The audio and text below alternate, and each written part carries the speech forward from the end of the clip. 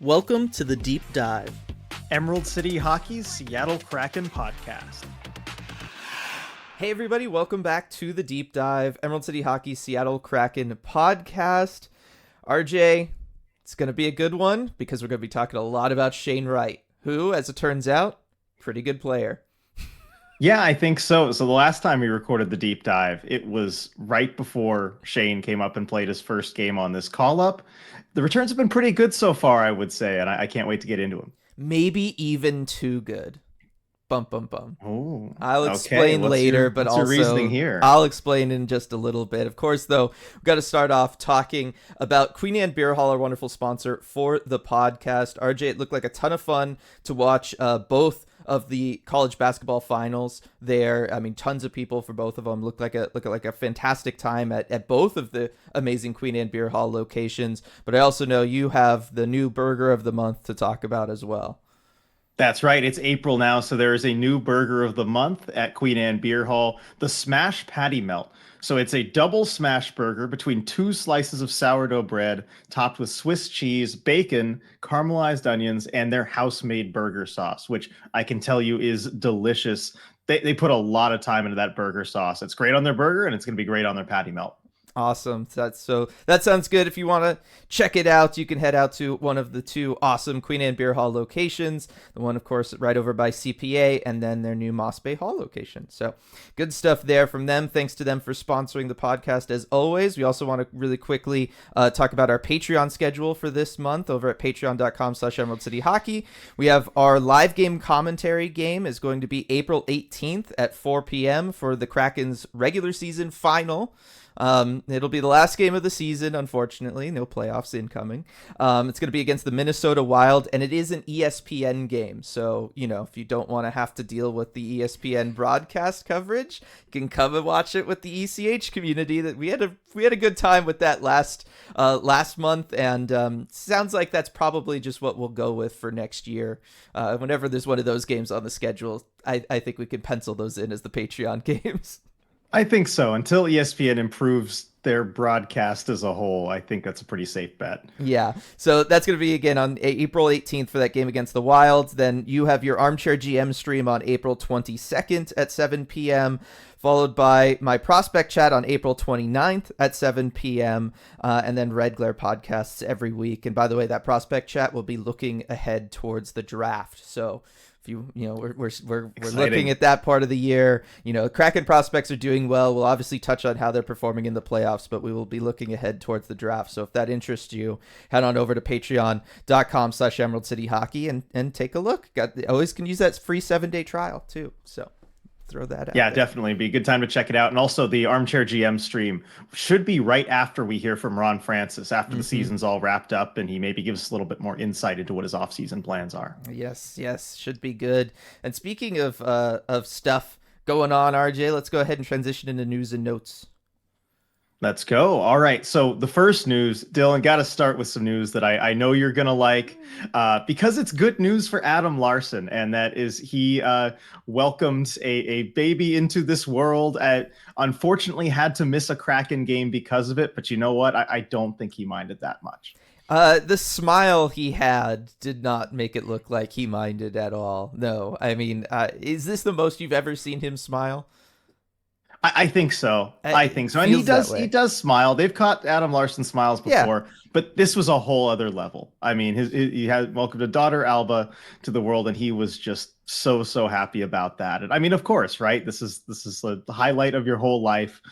So congrats to Adam Larson with that. And unfortunately, the Iron Man streak has to end, but there's the new, I don't know what it's called, like dad streak beginning. Yes.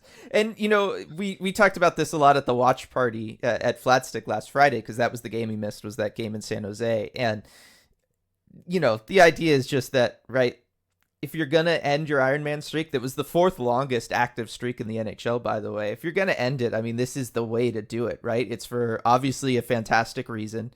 It's a really good, happy reason to end it. And you're doing it on your own terms, right? This isn't like you got forced out for some reason, right? Whether due to injury or, as we've seen some cases go, a healthy scratch, right? Like it can get bad. So I think this was really appropriate, and it was really nice. And like I said, he seems already like a different person. You can just tell how happy he is, and obviously we are very, very happy for him as well.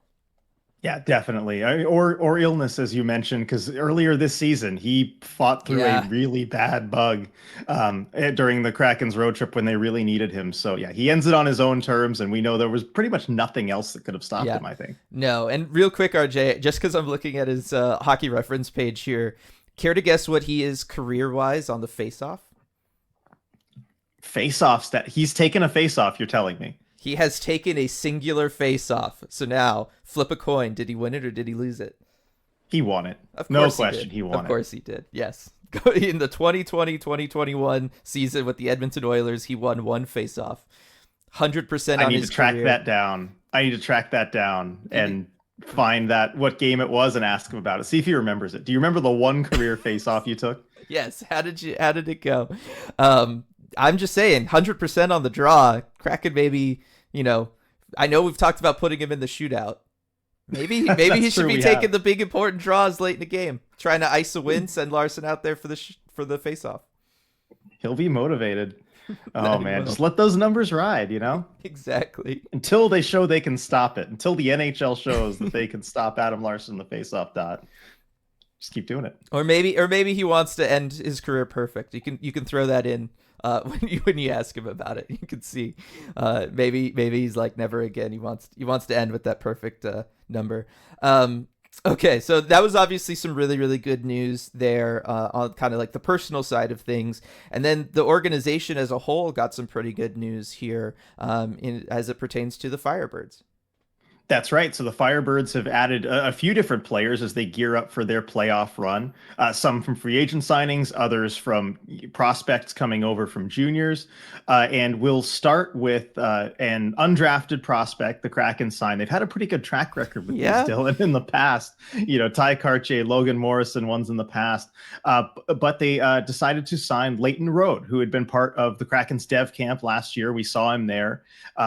Had a season in college, and the Kraken decided he was ready for a contract, and now he has joined the Firebirds. And how many games has he played, Dylan? 2 games, and he has already scored, and it was a nice one too, kind of from like the half boards. It was. He's looking good already. Normally these kinds of things they don't really move the needle much. Right? NHL teams sign undrafted guys all the time, but because of what we've seen Ty Kartye be able to do in Coachella Valley last season and then come up to the NHL and now obviously be an NHL regular, Logan Morrison very much looks like he's following that trajectory. We're going to talk about Logan Morrison a little bit later on in the pod. You got to pay attention when the Kraken do this, because they're like 2 for 2 somehow already. Like, that doesn't happen ever. So, it's really fantastic, and congrats to him on not just being able to be signed, but also already having success at the AHL level. Yeah, definitely. So he's going to be one to keep an eye on as we go ahead to next season. And then, so the next player that they brought in, another signing, undrafted free agent signing, and it's a goalie, Dylan. Yeah. We don't often get a lot of goalie news here, but it's certainly not at that level. But this is I'm totally blanking on his first name. I wrote down the last name, Ostman. What's his first name, Dylan? It's Victor. Victor Ostman. Thank you. Yeah, undrafted Swedish goalie. He's old enough. I think he's 23, so he's kind of ready to play in the pros right now. And he had some promising seasons in college, ended up losing his starting job, unfortunately, this season. But you know what? Goaltending is kind of hard to predict, and the talent seems there. So Kraken decided to give him a shot, maybe buy low here, and he has joined the Firebirds as well. But where do you think he kind of fits in next season? Because it seems like the Kraken, beyond Decord and Grubauer at the NHL level, they don't really have anyone under contract for next year. Right. So I think this is one of those, you bring him in, you get him acclimated, and you see, what he can bring, because next year, particularly at the Coachella Valley level, you're gonna just need bodies, right? Like you have nobody under contract, like you said, nobody's there. We know the situation with Chris Drieger. He's gonna be leaving, probably to try and go and see if he can get an NHL backup job next year. Setska's played pretty good for the Firebirds, so you could look at bringing him back. I know he's popular in and around the building. When I was last in Coachella Valley, I was talking with like Ice Crew members and stuff, and they were just talking about how great he is and everything. And then we got that wonderful mic'd up video that the Firebirds posted that was really fantastic too. So I could if you haven't seen it, go watch it right now. Just take 2 minutes of your day, watch that video. It is fantastic. It is really, really good. The personality was on full display there. So I could see, this being a situation where, yeah, you want to bring somebody in, see what you've got from them, and realistically, just looking at the overall situation, if they felt good enough to kind of sign him to this deal, RJ, I'm wondering if they're thinking he's not ready for, backup duties at the AHL next year. I got to think that would be the expectation anyway. I think so. I don't know where else you realistically put him. I mean, I guess you could kind of send him down to the ECHL and see what he can do there. But no, I think he's going to get a shot at the backup job in Coachella Valley. Just the interesting part is who's going to be the starter. Is it going to be Stetska? Is it going to be somebody else they bring in? We'll have to wait and see. Yeah, and you talk about this. This tells you everything you need to know about goaltending, RJ, because I'm looking at his stats from the University of Maine, and this past season it was a little rough, like you said. He had 2.8 goals against average, 8.92 save percentage, but went 13-6-1, whereas the previous season 2.21 goals against average, 9.18 save percentage, pretty good, 5 shutouts, only had a record of 14-12-4. So the better he plays, the worse his team does. That's what that tells me. And if that isn't the most goaltender thing to do, I don't know what else is. It is. Yeah, maybe the team in front of him got better and it messed with him. I don't know. Yeah, I mean, maybe it's a Grubauer situation, right? Like the more shots he faces, the better he does. I don't know. Just interesting. Goaltenders make no sense to me still. After all these years, they don't make any sense, and that's a perfect example of why. Yeah, none whatsoever. But you just get a big guy who looks talented and put him in the net, and some numbers will happen, good or bad. So I like the size there. I like watching him on video. He looks pretty skilled. So yeah, why definitely not? So the next guy. Now we're moving on to a couple draft picks that the Kraken had made that were in junior, and their junior seasons ended or overseas, I guess in the last case. Mm-hmm. But we'll start by talking about Lukas Dragicevic. Because his junior season ended, and now he is on his way to the Firebirds. Actually, he's played a game, hasn't he, Dylan? Yes. In one game, he already has an assist. He's doing his thing, providing offense. I wasn't sure if I should read it out or not, but I'm just going to, because it's so funny. Like, this is a perfect Lukas Dragicevic stat line for this year. So he's played the one game with the Firebirds, has the one assist, was -2 in a game the Firebirds won 7-2. So that was pretty on par for him. That's kind of hard to do. That's impressive in a way.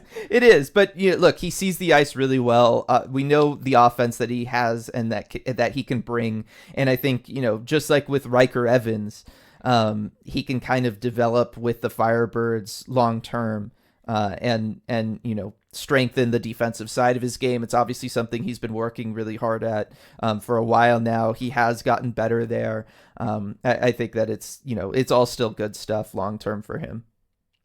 Yeah, definitely. And I think I just can't wait to see what he's able to do at the AHL level, because like a lot of these prospects, whether it's him or we've talked a lot about Jagger Firkus, they have some growing to do, some developing to do, some adjusting to do.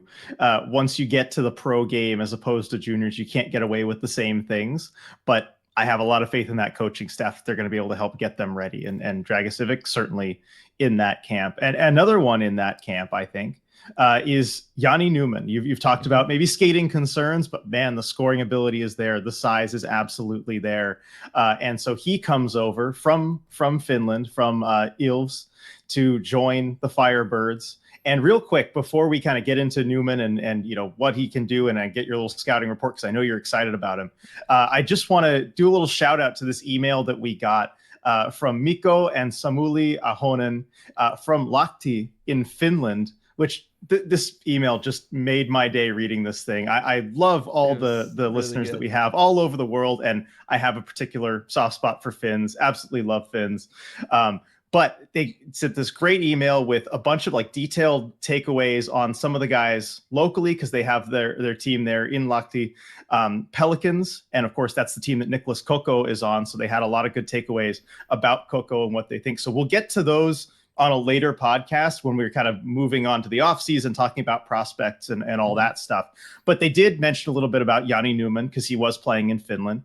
So they mentioned his team called Ilves, which means Lynx, translates to Lynx in English, which is pretty cool. And so I just wanted to give a big kiitos for the email to Mikko and Samuli there. But anyway, on to Yanni Newman with the Firebirds. He hasn't had the chance to play a game yet, has he? No, I mean, we just got delivered the news from the team yesterday that he's going to be making his way to Coachella Valley. So I don't know what the travel situation is going to be with him yet, how long it's going to take to get him over from Finland to get here and everything. So we'll see when he comes over. But based on the track record with everybody else, we can, it's a safe assumption to say that once he's here and settled, he's going to play games, right? They are bringing him there to play in games. They want to get him experience. They want to get him on North American ice and to get out there against some pro level competition, in North America. So I think that's going to be really exciting. He is the one I've been waiting for the most of anybody, because I just want to see how he plays. Obviously, he's got the size. He's going to be a giant out there against other guys. He's going to be able to hang physically with these pro level players in North America, just the same way that he did in Finland this year. I'm just really interested to see how the skating holds up. Right. In some ways, I think the skating won't be as big a concern because he's going to be on the smaller ice here. He can use his physicality a little bit more than he did in Finland. But at the same time, the game might be a little bit faster. It's certainly going to be a little bit more north-south than what he's used to and what he's kind of thrived in. And so I'm kind of interested to see how all that works out. But just based on how the experience has gone with everybody else, both last season and this year, that have been able to come into the Firebirds, Dan Bilesman and the rest of the coaching staff does such a good job working them in. The system that they run there is just so rock solid that you can just kind of plug yourself in and play, and it all just gels, and everybody can go out there and take advantage of it. And then also, especially because the top end of this team is so good and so deep and filled with so many great AHL players, it means that when these young guys work in the bottom six, as I assume all of them will, including Yanni Newman, they're able to just take advantage of so many mismatches or teams that have just been beaten down by like wave after wave of all of the great players that Coachella Valley has, right? Like Cole Lind will go out there and wear you down. Max McCormick, Cameron Hughes, Paul Doralski, Studenich, right? Like they just go out there and they just grind and they wear all these teams down. And then the bottom six is able to go out there and just feast on whatever's left. And I'm really excited to see what Yanni Newman's going to be able to do in those situations there. But it just speaks to what a great development situation that the Kraken have going right now in Coachella Valley, that you can have undrafted guys like Rode come in and score a goal in 2 games, right? You can have Dragicevic come in and pick up a point in 1 game. You're going to have a guy like Yanni Newman come in and probably find some success just because the coaching staff is that good and the team around them is going to be that good, that it allows you to just go out there and play and have fun. And that's when players are generally at their best. Yeah, I'd say so. And that's the kind of thing that can contribute to a long playoff run, is getting those fresh legs, that fresh perspective in there from some of those players and that depth. And the more we see it too going forward, it's going to be players who have a real future on the Seattle Kraken, as opposed to, kind of bringing in unsigned guys or other things where it's not as certain. But we're going to see guys that really have NHL futures coming up, and it's just going to get more and more fun to watch the Firebirds. And it's already a ton of fun. Yeah. Like, watch their playoff run. Go watch their playoff games on AHL TV. It is absolutely worth it. It's going to be so worth it. And I can't wait to see Yanni Newman on the power play, RJ. I know. Shot on the power play. Do you know where he's been setting up on the power play, like in Finland, where they utilize him? I haven't watched too many games, of his Liga games, but World Junior wise, both of the last 2 World Junior Championships, he's been set up on the right side, kind of as like that one-timer option there from the face-off dot. Yeah, I'm sure he's got a lot of size, weight, and power that he can put into that shot. Yes, that he does. It's a really good shot. It could play in the NHL right now. Just needs to kind of round out the rest of the skill set. And he'll have time to do that. Yeah, definitely. So all good stuff there. Really excited for all of that. Thank you for the news and notes there, RJ. And now we can talk about Shane Wright. And I won't let anybody hang on any longer, RJ. Shane Wright has been fantastic, but there's one thing that he's doing that's worrying me, and that's he's winning games, RJ. He's collecting game-winning goals like it's nothing, right? Like, I mean, he's having an easier time than Thanos did with Infinity Stones. He just goes out there, game-winning goal. And you know what? Kraken are winning too much, man. Their draft position is terrible. They're falling down to 11th, and it's all Shane Wright's fault. I know he's what is he doing in the long run? He's going to need good players to play with. No, seriously, happy for his success, but yeah, I mean, it is really rough in draft position terms. I mean, hey, you play 4 games, you score the game winner in 3 of them, but that is 6 points in the standings. Mm-hmm. And yeah, the Kraken, as you said, are down to 11th by points percentage, and I believe actual points too. I mean, Dylan. One thing we discussed a little bit before starting recording, are they locked into this spot, though? Do they have to worry anymore? Can Shane continue to go win games and accrue standings points? Or do the Kraken have to kind of slow down and watch out here for them? Otherwise, they'll fall even further. It's going to be... I don't think that they can fall further and kind of catch Philadelphia. Like, I don't think that's going to happen. I think 11 is the floor for the Kraken. But, you know, you play the Sharks. Now, that's probably going to be Shane Wright's last game, right? And we're obviously going to talk a lot more about Shane Wright. And, you know, just to clarify, we are not upset with Shane Wright at all. A lot of this is sarcasm and all of that. But it is just funny as he's collecting the game-winning goals. As you said, it's 6 points of the standings that he is single-handedly delivered to the Kraken, right? So it is an interesting conversation around that side of things. It's going to be tough because, you know, you've got another game against the Sharks. You got to figure then you win one more of the remaining games. So that's 4 points that would put the Kraken at 83 for the year. I don't know that Buffalo and New Jersey can catch that. They're also at 79 points right now, but they've played 2 more games. They've only got 3 games left.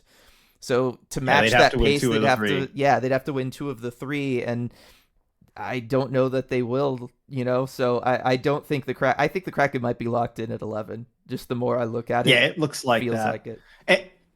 Right. So, and if they get to 83, then you're looking at Philly has 83 right now, but you got to figure they'll get at least 1 more point the rest of the season. They better. And then Minnesota has the tiebreaker ahead of Seattle. So you get to 83, you're still behind Minnesota. So yeah, I mean, you have Buffalo, New Jersey, and Seattle all tied at 79 points, and that's the difference between pick 9 and say 11. I mean, I guess Dylan, you've been studying the draft, you've been studying the prospects. How big of a difference would it make, I guess, from pick 9 to pick 11? I don't think there's a huge difference between 9 and 11. I think that there was a clear top 7 for me this year.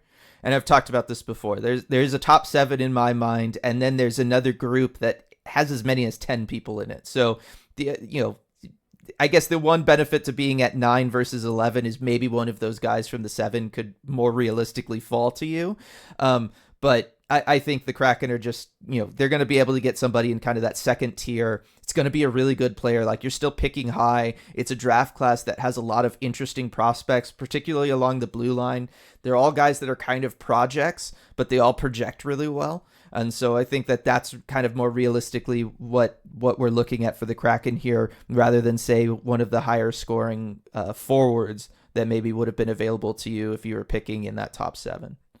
Yeah, and sometimes we see teams have a little more success being in that second tier and getting one of your picks of those guys, as opposed to kind of being slotted into taking the last guy of the first tier. Yeah. Looking at draft history, I know that's something that you've definitely advocated for, sometimes being in that second tier of players. So you let your scouting staff do a little bit more work, and I think the Kraken has a good scouting staff that they can do that. And it also just feels like, as far as where they're going to finish and looking at the standings ahead, it feels almost so certain. I know we're forecasting like, oh, well, they'll get, maybe 1 win in those last 4, and then they should beat San Jose. But looking at the Kraken's last 16 games, I struggle. I don't think I've seen anything like this before, where a team is just so clearly better than the bottom 5 teams in the league, like clearly, obviously better than them, and so clearly worse than everybody else.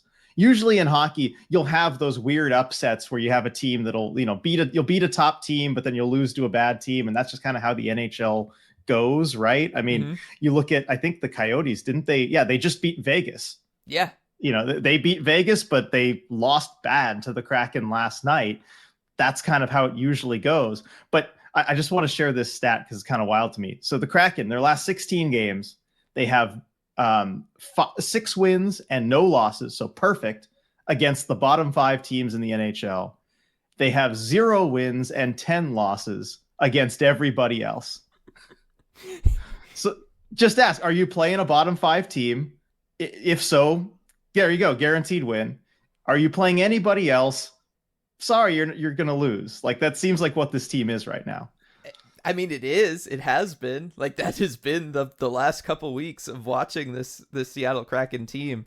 I'm with you, right? Like, you've just never seen anything like it, and I've never seen anything like it. It's pretty crazy how to the extremes it goes. Because it just, hockey is not a sport for that. Hockey is not a sport for like a clear delineation between good and bad. Like, that's not what hockey has ever been known for. And yet here we are with this team. I mean, look, it gives us a good idea of where the Kraken are and where they need to go and what they need to work on to get there. That certainly has been, something that we've been able to take away from the last couple weeks, but it is pretty nuts. Yeah. So I have no like real takeaways or insight to give, except just that it shows really where the Kraken are at skill wise. And, that's probably a good indicator to Ron Francis that you need to improve the talent, as we've talked about. Yeah. But yeah, it's just kind of wild that that's going on. But I think it works out well, Dylan, because I don't know about you, because I mean, we talked about this a little bit in past podcasts about like from the fan perspective, like what a fan should be rooting for and everything. And given that the league incentivizes losses, it's tough. It's not the incentives that you want, but I think obviously you got to root for a win on Fan Appreciation Night against San Jose tomorrow. That is easy. We all want to close out the home schedule with a win, right? But after that on the road, losses aren't the worst thing. What happens, and I feel like happen, and that's okay. Kind of tracking to maybe go that way. Yeah, no, for sure. And hey, talk about like showing up to root for Fan Appreciation Night and root for the team against the Sharks. It's also realistically going to be the last time we see Shane Wright this year too, and it's going to be an opportunity to go and see Shane Wright, and he has just been on fire. RJ, I mean, we've already talked about it with the game-winning goals and stuff, right? But still, to have 4 games played, 4 goals, he's just crushing it. He is everything that the Kraken fans have been waiting for a while now, since he fell to us at pick 4 in that 2022 draft. He is delivering with this call up that he's had here recently, RJ, and it's been so great to see. Oh, it's been so fantastic. Yeah, and I'm sorry, Dylan, to segue into something that'll lead to a bit of a victory lap for me here. But he has really hit the ground running in the way that I was hoping he would when we talked about it last week and discussed, kind of where do you put him on which line? What kind of role do you give him? The Kraken have given him a proper top 6 role. Like, they just threw him right into the deep end. You're playing in the top 6. Let's go. And he has run with that, and he's looked like he absolutely belongs. I mean, those numbers kind of speak for themselves. 4 goals in 4 games, 5 points. And that gives me more hope than I think anything could have for next season, because they're gonna have that big hole at 2C. I mean, with Wenberg gone, you're gonna need Shane to fill in that spot eventually. And I think we were wondering, okay, do they kind of start him off slow next year? And they may still do that, because it's just going to be a different type of grind with a full NHL regular season. But to me, he's shown everything that I need to see to say that he can fill that role next season. Oh, yeah, no question about it. I mean, he's looked like the player that he's looked like in Coachella Valley, right? I mean, this was the hope. This was, I mean, I was hoping it would be this, right? Like, it's not like I was not hoping that it would be this. I steered away from the victory lap with the line mates a little bit. We can get back to that, but yeah, that's that one I'll give you all day long. Again, first game, he technically wasn't on track to be a top. It wasn't on track to be a top 6 performance. Obviously the strength of competition that the Kraken have had for these games hasn't been great either. Like, that is another thing, I guess, to remember. If we wanted to kind of just keep some of this in check, was the fact that they know that he's going back after the next game, right? That is the plan. This is not him starting for a full regular season. This is just him getting in against a bunch of bad teams to try to build some confidence. And I think that mission has been beyond a success, right? I mean, 5 points, 4 goals, all of that stuff. It has been absolutely incredible. The rookie wall next year is something to worry about. We've seen it with everybody. Maddie hit it. Everybody hits it, right? Logan Cooley, right? He hit it, just to talk about Arizona, who they just played. So that's something that Shane Wright's going to have to deal with next season. But no, I'm over the moon, because that was the big question I had, was, can he play? Will he bring the same mentality with him to the NHL that he's played with in Coachella Valley this year? That was my only question, because if he did, I knew he was going to be successful. I just didn't know that he would. And so that's why I wanted to ease him in, because I thought, look, he might not do that. He hadn't in the past. The pattern of behavior was that he had not done that. At Windsor, when he went there, he had not done that. Last season in Coachella Valley, he had not done that. And so I was worried about throwing him in the deep end and having it be a little bit too much for him, and he just kind of reverts back to his defense-first approach, and he loses some of that aggressiveness and some of that confidence. But he didn't. And that's fantastic, and it means only good things for the Kraken. And I've already been kind of dropping hints through the post games here, RJ. But, like, this guy, next year, he should be their second-line center. They should just give him the big minutes. Yes, he's going to hit a rookie wall at some point, but just give him the opportunity to work through it. It's what works for everybody. As long as you know it going in, it won't come as a surprise, and it's not going to be a big shock or anything bad. And, I mean, look, this guy should be like second on the team in goals. Maybe not next year, but after that, moving forward, because of how he plays, because of how skilled he is, because he just has that magic touch that he can do a weird shuffle backhand thing on net and it's going to go past the goaltender like last night. He plays the right way. He plays with confidence, and because of his size, he's able to work to areas where guys score goals. And that's what he's doing, and he's doing it at the NHL level. Even if it's against bad teams, it's still showcasing that this is the future for him. He'll be able to do that against better and better teams as he gets more and more minutes at the NHL level. I think the expectations for him next year should actually be pretty decent. Yeah, and I think after taking a couple years, right after his draft year, I think that's in line with what top players can produce at that point. And I like that you mentioned the rookie wall, and you keep bringing this up because it will come up. It will come up next season. And I do like about Dave Hackstall's philosophy. You look at Matty Beniers. He gave Matty the time and space to just work through that rookie wall. He didn't bench him. He didn't, do anything like that. He let him just kind of work through it and continue to produce and gain that confidence and never really doubt himself. And he, would always defend Matty too. He said, look, he's doing the right things. He's just not producing at the moment, but it's going to come for him. And it did. I think the same thing will be true for Shane Wright. And you brought up the goal against Arizona last night. That's, probably not the prettiest goal that he's scored. And it is a little bit lucky, but I'm a big believer. You make your own luck, especially in hockey in those situations. And you look at the area of the ice he was in, and I mean, he's right there in position to cut to the net, and he's willing to throw a puck on net. And that's the kind of thing I think is going to translate really well. And like that's timeless in hockey. What Shane Wright does, the areas that he goes to, whether it's net front or kind of sneaking along in the slot, that's going to succeed at any level at any time if you can continually get yourself there. So I have no worries about it for next season.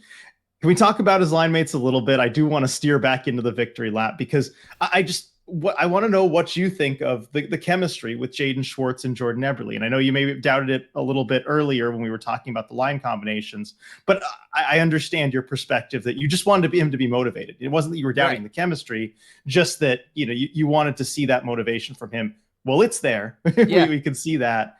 What do you think about that fit with Schwartz and Eberle? It's a couple veterans, and it seems like that chemistry was just kind of instantly there.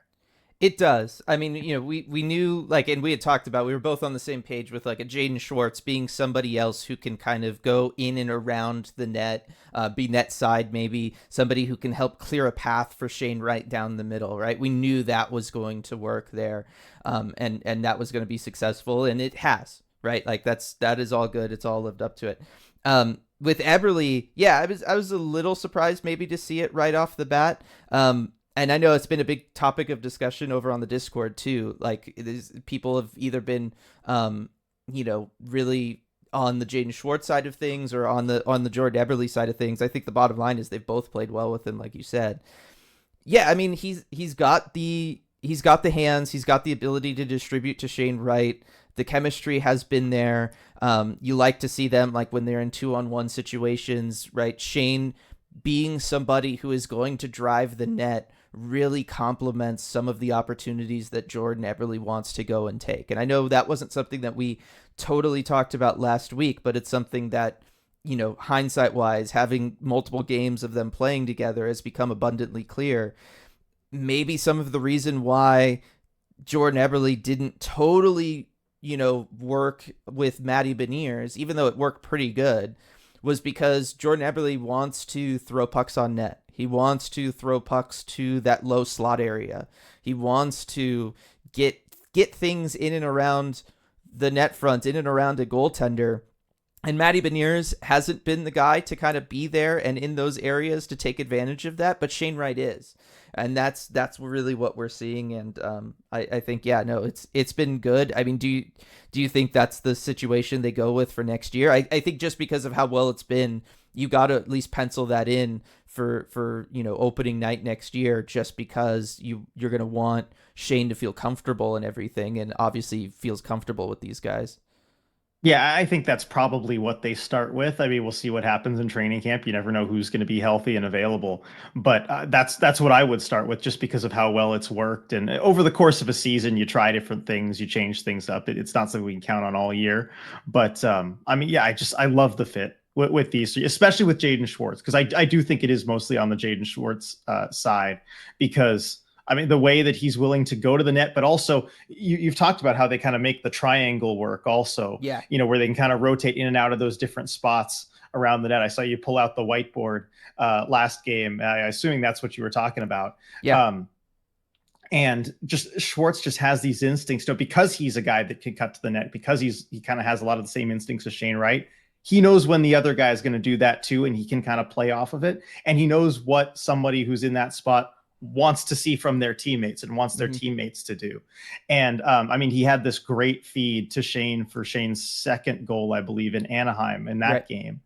And I mean, that's the kind of feed that I pictured maybe Jordan Eberle doing. That's kind of what I pictured when I thought Eberle's on his line, but Schwartz is more than capable of doing that as well. And as we saw, he created a goal that way. So I'm absolutely loving that. But Eberle goes really well on that line too. He always seems to be available for passes as an outlet for Shane. Yeah. I mean, I think also to the Anaheim game of that play where Shane's along the boards and he's got the puck in his feet and just this no look between the legs pass to Eberle, who was not in that spot when Shane threw the puck there, but he glided right into it. He knew exactly where Eberle was going to be. And that's the kind of thing I want to give Shane Wright, as far as just an outlet to move the puck. And it just seems to be working really well. No, it is. And I have so many notes here that we're like barely kind of touching on, but with the triangle specifically, like that, we've talked a lot in recent weeks about what is the Kraken system, right? That was the system that Dave Hackstall wanted to have this year, right? Think back to the first couple months of this season. We were breaking down the triangle. They were trying to get those triangle plays to work, right? Puck goes in, dump it into the corner. One guy goes in, fetches it, sends it behind the net over to somebody else, who then throws it in the front into the slot for a guy streaking down the middle. Like, that was the play. That was the system that this team had, right? We've talked about Dave Hacksaw doesn't really have a system. He doesn't have a system because his system at the beginning of the year didn't work. Because the players just couldn't make it work. I don't for whatever reason it was. We had many thoughts on that back there, and I don't need to rehash all of them. But Shane Wright makes it work because Shane Wright wants to live in the slot. He wants to live off of those plays. He's really good at reading a play, developing in front of him from those areas in a way that nobody else on this team really works with. And so for them to be able to bring that back for that line specifically, and we're seeing that it can pay dividends. Like, it wasn't a bad concept. It was just that it didn't fit the personnel that the Kraken has been really kind of fascinating to see. And so I'm very interested in that and to see if that carries over next year. I brought it up last night on the postgame too, RJ, whether or not we think that the Kraken's offseason moves might be dictated by that, because look, we're seeing the success that they're having, not just with the triangle, but with somebody who's going to cut to the inside, who is going to play on the interior, who's going to go net front, right? Like you said, these are timeless hockey qualities. These are things that lead you to manufacture goals when you're not scoring a lot, which is, something else that we've talked about throughout the course of this season. Like, this is just the way you play hockey sometimes. And the Kraken have not had guys capable or willing to do it. And I do wonder, after the year that they've had where they've gone through big, long stretches of nobody being able to just kind of go out there and not even take over a game, but just get something going in a way that Shane Wright is getting stuff going, right? He's kicking off the scoring in a lot of these games. He's going out there and he's making things happen offensively, and he's creating confidence, and he's for his guys, it spreads throughout the lineup. He's making the defense have to play differently, right? Kraken, you're a defender playing against the Kraken. You've never had to worry about the inside, ever, right? You've only ever had to focus on the perimeter. That's like the dream if you're a defenseman, right? That you just get to ignore half of the game because they're not going to do anything with it, right? Like, that's something that the Kraken needed to get better at. Do you think that the success we've seen Shane Wright have instantly, and how much better it's made the team as a whole look by him playing that way, do you think that is something that Ron Francis is going to look at over the course of this offseason when it comes time to, hit free agency or trades? Well, yes and no. I think he's going to be looking at adding that net front presence, but I would think and I would hope that maybe he was thinking that way already. I mean, even before Shane came up, you were talking about it on the podcast, that if you can't bring in a true difference maker star forward, the next best thing that you can do is bring in a net front presence. And I don't know that there's any more proof of concept that you need than what Shane Wright is doing right now. And we talked about it for years now, about how the Kraken just didn't have guys who were a natural net front presence. And it feels like a broken record how many times we said, well, Jaden Schwartz is the only guy who can do it. And, he's not always healthy. And so it's unreliable if they have somebody. The Kraken have a second player who will do that. It's only two still. Yes. But you see the difference it's making. And I think it's something they absolutely need. And I would hope Francis, regardless of what happened with Shane Wright here, would have been thinking along those lines as well. But now I'm pretty certain they're going to get somebody who can play that way in the offseason. Yeah. So that's going to be interesting to see. I think Shane is just such a natural at it that it's, he's still going to probably end up having the most success from it on this team, regardless of who they bring in. But that's something there. One other thing, though, that I wanted to mention, just to kind of go back to the line mates, and this was a conversation also on Discord, but it was something that I had thought about last time I was in Coachella Valley watching Shane Wright with the Firebirds in person, was how much of it is also the success that he's having at the NHL level, and particularly with his line mates, just because he's finally kind of playing with guys that can think the game as fast as he does. Because I noticed that in Coachella Valley. There were times, and I've noticed this kind of throughout the year, but it was very clear in person when you can really zero in and see the full picture. There are a lot of times, even in Coachella Valley, where you can tell he wants to make a play, and there's nobody there to help him make that play.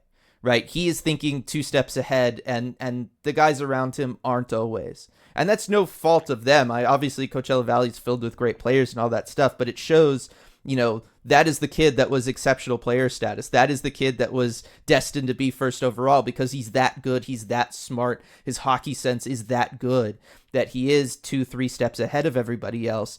And now playing at the NHL level, playing with really rock solid veterans like a Jordan Eberle or a Jaden Schwartz, he's playing with guys who are seeing the same things he's seeing, who are seeing those opportunities before they're fully realized, and they can start making moves to take advantage of them before they're fully there. And I do think that he is just one of those guys where, yes, he's going to be successful at every level he plays at, but the level he might be the most successful at is the NHL just because he has the guys around him to play the way that he can play. Yeah, it does a lot for a player when they have people who can kind of think the game as fast as they do. And you know what? I also love the communication. That's something I didn't really grasp until I was there yesterday for that game against the Coyotes, where you look during the TV timeouts. And I've kind of made a point to look during those. People might remember, if they follow us on Twitter, that I had tweeted out that video of during the game against Nashville last month, where I kind of panned along the two benches, and the Nashville bench is all engaged and the coach is drawing something up and they're all talking to each other. And the Kraken bench, just kind of guys doing their own thing, getting some water, skating around, nobody really talking to each other. Everyone just seemed kind of disengaged. And it looked pretty different last game, actually. And the thing I noticed more than anything else, it felt like every TV timeout, those three, Shane Wright, Jaden Schwartz, Jordan Eberle, were huddled up talking about something, or they were on the bench all together, like looking at a tablet or talking about something. That communication is there. And I think it's probably initiated by the veterans there trying to kind of get Shane in and communicate with him. But that's the kind of thing that translates on the ice, where you have Shane comfortable enough to make that, between the legs, no look pass while he's on the wall, because he knows Eberle's going to be there. Yeah, well, I'm going to push back on that. And I'm going to say I think that's Shane Wright. Because that's what we saw from him at Dev Camp last year when he wanted to take on a leadership role. Every stoppage, he was communicating either with the players or the coaches. And then that's the stuff that I was talking about when I was just in Coachella Valley. And I was saying he's a leader. He's running warm-ups. He's running things on the bench and on the ice and stuff. He talks to everybody all the time. Like, that is his thing. He is a communicator. I think that is happening. Yes, it might be some of the vets too. I don't want to take it away from them. Obviously, they understand the situation and it would benefit that. But that is something that Shane Wright just brings. He does take that upon himself to kind of go around and check in with guys during warmups. He takes it upon himself to notice things during play and then bring it up to somebody else on the bench. Like, that is what he's started to do. That's how he's decided he wants to be a leader. And I mean, it is what the Kraken have kind of needed at times. Not gonna lie. And something they didn't really have without him. So as you make that point, I realized before he was there, that wasn't going on. And also, I think it's a little contagious too. Because later in the game, earlier in the game, I would just see those three. And I'm like, okay, those three are talking, everyone else on the bench doing their own thing. As we got kind of into the second and third period, I started to see other lines, forward groups, the three of them just kind of get together and start discussing things on the bench. And it started to look more and more like those three. And I think that kind of thing can be contagious. Maybe we're just talking about real quality leadership and communication and things that you do kind of take for granted on a lot of teams. But I think it makes a big difference. No, and when we talk about building team cultures and all of that kind of stuff, it's these things, right? It is the little thing. It is contagious because to be frank, right? Athletes by nature follow direction. Right? That's what they do, right? They're trained by skill coaches. They're trained by trainers in the weight room. They're coached by coaches out there who draw up plays and give them systems to run and get them, their skills developed, all that stuff, right? Athletes are told what to do. That is how it works, right? They see examples and then they incorporate it into their own game. And that works for everything for them. And that includes this, right? If somebody's going to start talking and breaking down plays and bringing it up, it puts that then into your routine and then you start doing it because that's the way you are with everything else, right? Like, that's just how you exist as an athlete. And so I think it is contagious. I think it is a good thing. I think it's something that the Kraken needed this year. I think it's something that kind of existed for them last year, but even still last year, it was a lot of just well, everything's working for us, so we're just going to keep on keeping on. And that was great. And it got you to game 7 of the second round. But we saw this year, when things get tough, when you are in the middle of a scoring slump or a losing streak, you need to find ways of getting out of it. And I think that the Kraken kind of struggled with that this year. But having that communication, getting everybody on the same page, talking about what you can do. Hey, let's go out and let's try this. I noticed that. Let's see if we can just grind here and maybe we can get something going, right? And even just his play on the ice, I feel like, has kind of sparked things, RJ. You talked about him throwing things on net. One of my notes here is just he shoots at the net with 5 exclamation points. And you know what? That's contagious, because Matty Beniers has shot more on goal, RJ, just puck on his stick, he gets it and he just rips it on the net since Shane Wright's been around than I've ever seen him do with his entire experience with the Kraken. Like, just his whole style and approach to things, I feel like came in at just the right time for this team to kind of rally behind that excitement and that energy and that work ethic and get going again. Yeah, I mean, Matty just looks like kind of a different player since Shane's arrived. I think it helps him having another really skilled young player just around, and somebody that's kind of in his class and his cohort. Just, I think the more the young guys just kind of start to take over on the ice, take over in the room, I think we're going to see more confidence from all of them. I think it just kind of builds that group mentality. We talked about it last week with the kid line, with Morrison and Winterton and Cartier all kind of playing together. And once you have this critical mass of young players, it just helps all of them.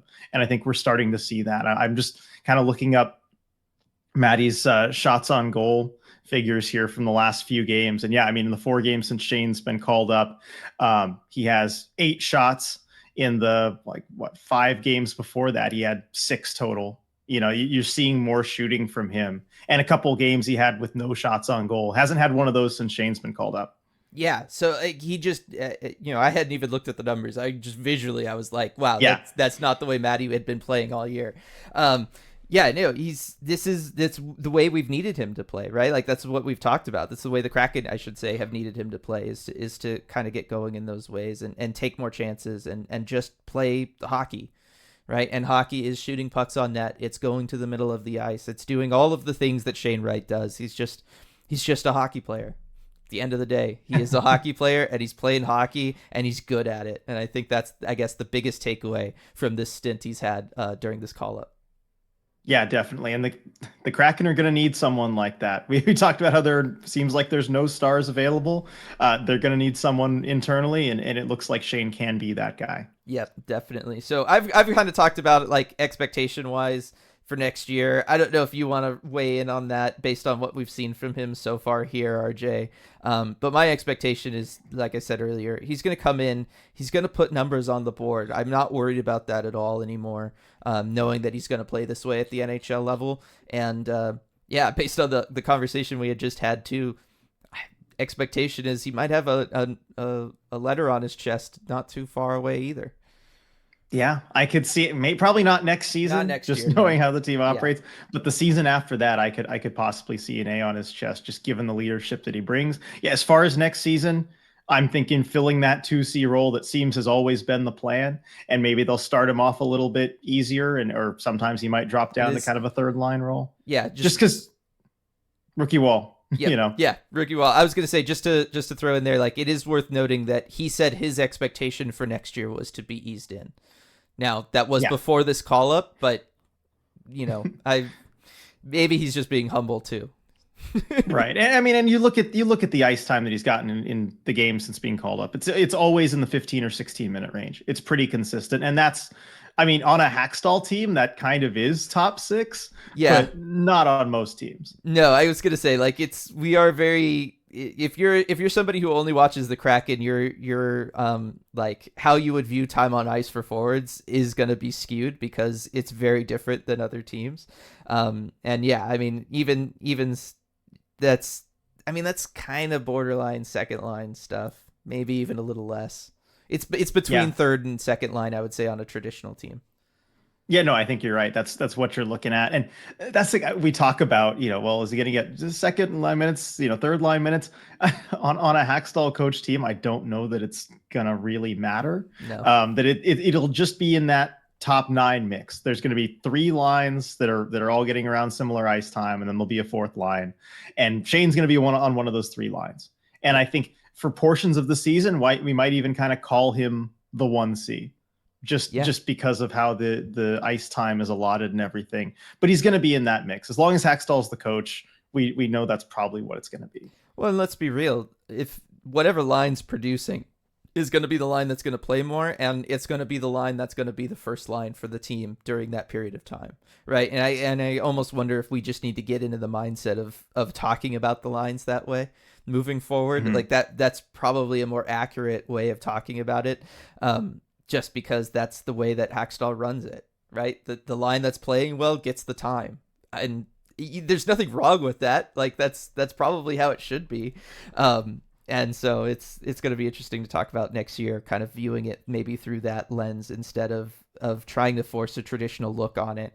That being said, I do think like the Kraken are going to start transitioning harder next year than they did this year towards a more traditional approach, RJ, in part because of Shane Wright, and I think he's going to play well and he's going to demand maybe an increase in ice time. But also next year is going to be the last year with, like Yanni Gourde on the roster. You're going to have to start then looking at a replacement for him as a third line center. Might not end up being as good as Yanni Gourde, right? Or it's going to be somebody that's going to be like a David Goyette coming in, and you're not necessarily going to give him 15 minutes a night. And so I do think like long-term with Maddie and Shane, we're going to start seeing their ice time creep up, both because they're getting better and they deserve it, but also because I think long-term the team is just going to have to go, more traditional at some point, and they're going to be the guys. Yeah, and Francis has talked about this. You can't be built the way this team is built forever. It's going to go to more of a traditional build where you kind of have people call it the stars and scrubs. I always like to think about it that way, but it's going to be kind of like that. And I could see Shane certainly as the first Kraken forward to ever average more than 20 minutes of ice time in a season. Yeah, I mean, he's the complete package because he's got the offensive Maybe not game. next year, but... Yeah. No, he's got the offensive game. Obviously, he's got the defense as well. He's winning draws. I mean, that's something else we haven't talked about, but on the season, 53.8%. It's really good for a Kraken player, for a center. Like, that's really solid. Is that top among the team centers? I know it's a limited sample size, but... It is, yes. I mean... Yeah. It is higher than Belmar this year. I mean, that says a lot. It says a lot. So there's that component, right? He's going to be the guy that you'll throw out there to take an important draw, and then he's going to play on the power play like he has been. He's destined for the PK as well. Like, there's no way this guy doesn't start seeing PK time at some point just because of how smart he is defensively and how good he is. Of course, I've been saying that about Maddie for a while too, who is arguably even more so like built for a PK role, and he just hasn't seen one. So I don't know, but I got to think the ability to play both special teams as much as he does will also help out. Well, Gordon Tanev standing in the way of both of those guys, and so as those two go, Wright and Beniers will go. Yeah, exactly. So there's definitely that component. Real quick before we end the pod, though, I do want to talk about the kid line. We've mentioned them kind of throughout this, but Logan Morrison, Ryan Winterton, especially because they're newer, but also Ty Cartier, I feel like has kind of been able to he's been consistent all year. Arguably, he's been the most consistent member of the Kraken this season, RJ, Ty Cartier, I feel like. Yeah, no, I mean, he's done the same thing, kind of throughout the season. He's been consistent. Even though he hasn't necessarily been their best player, he's been very consistent. Yeah. Do you think that this is the fourth line that we see next year? Right? They're probably going to finish out most of this season, I would think, but we've seen the rotation, right? We've seen other guys come in for them. I would have thought we just see them the rest of the way. Obviously, Hackstall has felt different, but do you think that that's the fourth line next year? I would think so, and I would certainly hope so, because they're going out there and they're winning fourth line matchups right now, and I can only see them getting better as Winterton and Morrison mature. Ty Cartier, he is who he is. He's doing his thing, and it provides some skill there, some finishing ability, and some bite. Cartier brings a lot of that bite, but Winterton and Morrison have shown they can kind of step up for themselves as well. This is the fourth line I want to see next year. Obviously, go into camp and make them earn those jobs, make them compete. You don't hand it to them. But I'm hoping they kind of take that step and earn it, because it's just so much of an improvement over the fourth lines they've gone with this season, given some of the guys who really just don't have that scoring potential. And they've shuffled in a lot of combinations. I'm hoping that, maybe obviously Belmar, Yamamoto, Tatar, they're probably not coming back. They haven't, produced the way they need to. And then, maybe Tanev gets moved as well, and that opens up a spot. But I'm really hoping we see them as the fourth line. Yeah, I think I'm really getting on board that that's going to be the fourth line, or at least that's going to be the penciled in fourth line. They're going to have to earn it still through training camp, particularly a guy like Logan Morrison and maybe Ryan Winterton too. They're gonna have to show up for training camp, and they're gonna have to show up in the preseason. But I do think that they have to be considered the favorites right now for those opportunities and spots next year, and I'm really excited about that because I think that's going to bring not just a more increased scoring touch from what the Kraken have had last year, but it's the skating, RJ. It's the pace of play that they can play with and the pressure that they can put on another team. That's really what I feel like the Kraken have been missing, because I know it was easy to focus on the goals from the fourth line last year with Daniel Sprong being down there and putting up as many as he did, and Morgan Geekie kind of having a scoring touch last year and stuff. But it's the stuff that like Ryan Donato was able to bring, where it was just this presence that you always had to deal with. And it was always going to be annoying to deal with.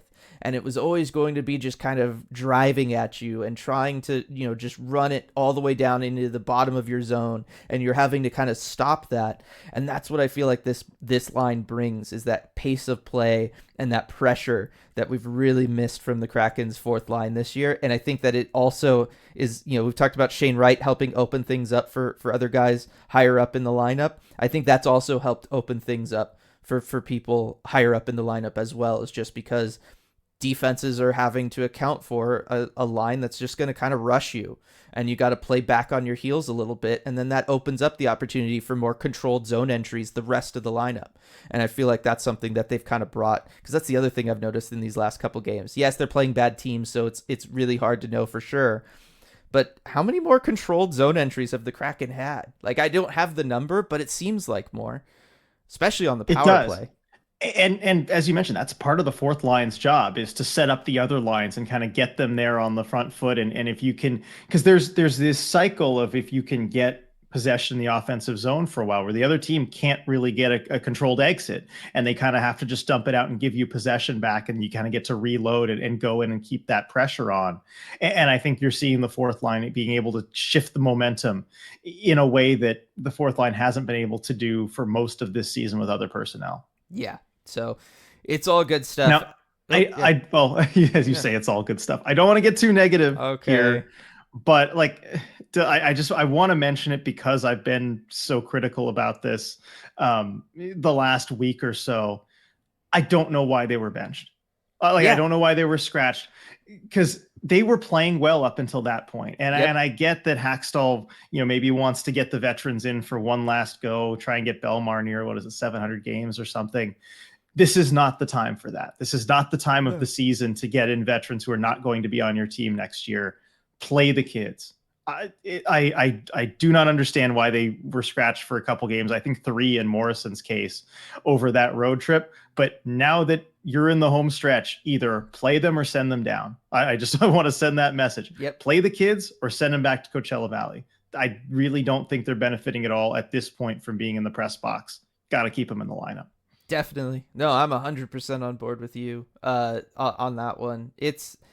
I mean, I talked about it for the LA game. Like, that's the only one that you could maybe string something together, right? Like, playoffs technically on the line. You could be eliminated. It's a tough team, blah, blah, blah. I still don't think that would be a good reason, but I could understand it for that game. Why in Anaheim? All that gets invalidated if you're going to scratch them for Anaheim too. Yeah, like, it's the Ducks. What are you doing? What are you doing? So yeah, I'm 1,000% on board with you there. That is a million. Just wanted to mention that before we left the topic there. But as for the kids themselves, it's been nothing but good things. They have done everything they've needed to do, and it's all been good stuff from them. And I'm really, really looking forward to next year. And that's what the end of this year needed to be, right? If the team's not going to make the playoffs, you need to give everybody hope for next year. You need to give them a reason to show up for these last couple home games. Shane Wright is doing that. The kids are doing that. The team as a whole is doing that right now. And that's a really good place to be, because if you're going to have to end a season not making the playoffs, RJ, you should at least be looking forward to next season. And I feel like all Kraken Nation is 1,000% behind that right now. And that's really awesome. Yeah, definitely are. And yeah, there's a lot of hope for next year and hope for this next game tomorrow too on Fan Appreciation Night. I feel like, you go to games again feeling like you're going to see something cool or see a show, which wasn't the case for a little while. Yeah, as we talked about, you don't need to feel like you're going to see a win every time you walk in the building, but you want to see your team compete and you want to see them do well and you want to see your guys play well. And I feel like the Kraken have gotten back to doing that, and that's really, really important and a big reason why a lot of that optimism is kind of there now around the team. So definitely looking forward to it. Want to thank everybody for listening to this.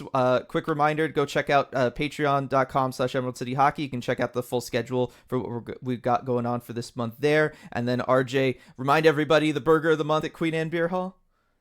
Yes, it is I'm looking up the name. Is it Smash Burger? It's something like that. Yeah, it's Smash Burger. The double. There was two of them. Here we go. Okay. Yeah. The Smash Patty Melt is the name. I could picture it in my head. It looks so good with like all the caramelized. I just could not think of the name. They'll know which one you're talking about. Just talk about, the Patty Melt, the Smash one, go in there. They will help you out. They will remind you which one is the burger of the month. And they'll give it to you. I was going to say, just go to Queen Anne Beer Hall and order the burger of the month once a month. Like just do it for yourself. And obviously to help support the wonderful sponsor of this podcast. Thanks everybody for listening, and we'll see you all next time. Hey everyone, before we go, we just wanted to give a quick shout out to all of our awesome patrons over at patreon.com/Emerald City Hockey, especially our Terror of the Deep patrons. Absurdly Sane, Alaska Joe, Alex, Alvi, Amy, Andrew, Andri, Anonymous, Anthony, Becca, Beef, Ben, Brad, Bryce, Burnt Creme, Caden, Kat, Kaylin, Chandler, Charles, Shazzle Dazzle, Chip, Chris, Christian, Clutch, Cody, Connor, Coop, Corey, Cutter, Dan, Danny39, Denise, DJ Singletone, Duthin, Evie99, Eli, Elizabeth, Empty Net Hockey, Ethan, Evan, Fusion Mix, Gaby, Gabrielle, Gary, Gregory, Helena, Habak, Jane, Jenna, Jessica, Joni, Joseph, Josh, Joshua, Julia, Justin, Katie, Kepler, Kevin, Kitty B. Kraken, Cole, Kyle, L. Bell, Leanne, Levin, Light, Little Tennis Guy 8, Lonnie, Mac and Cheese, Maeve, Mark, Max, Maya, Michael, Michelle, Nick, Night Drop, Noah, Nunya, Olivia, Paige, Patty, Paul, Rayanne, Randall, Rebecca, Robert, Rock Liquor, Ryan, Sarah, Scott, Sia Kraken, Sean, Sergey, Sergeant Pickles, Shannon, Skeletal Tendency, Steven, Striatic, Tasty Kobold, Team 114 Chris, Ty, Virginia, Wendy, Where the Slovakians At, and Zoe. Thank you so much for making all this possible. We really appreciate your support.